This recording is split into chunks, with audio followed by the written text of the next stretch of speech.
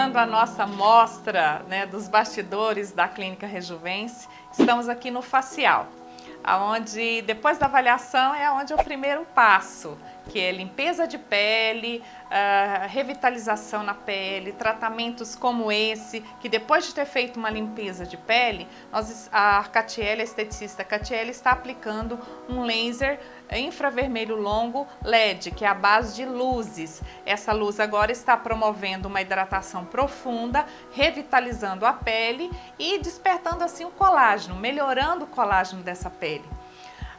O Hudson vai sair daqui totalmente com a pele limpa e revitalizada.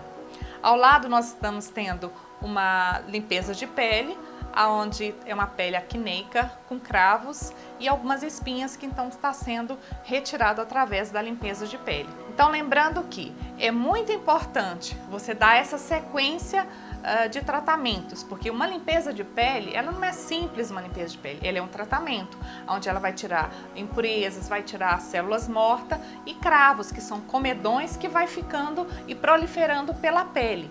Então é muito importante a cada 3 meses, 4 meses, você fazer uma limpeza de pele.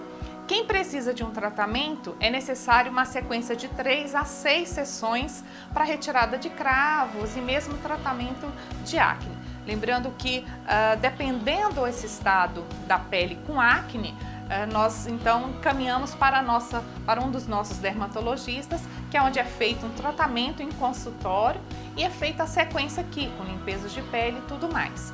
Então, como é importante você conhecer um pouco melhor disso, saber que é muito importante você cuidar melhor da pele, usar um bom filtro solar, reaplicar várias vezes, porque a proteção solar também vai dar vida para a sua pele e vai prevenir rugas e manchas.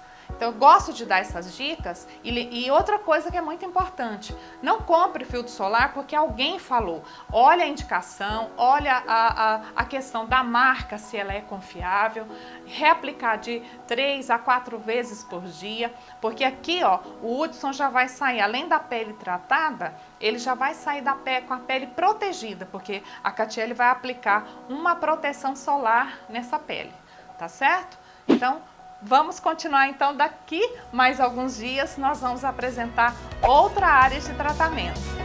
Obrigada pela sua atenção.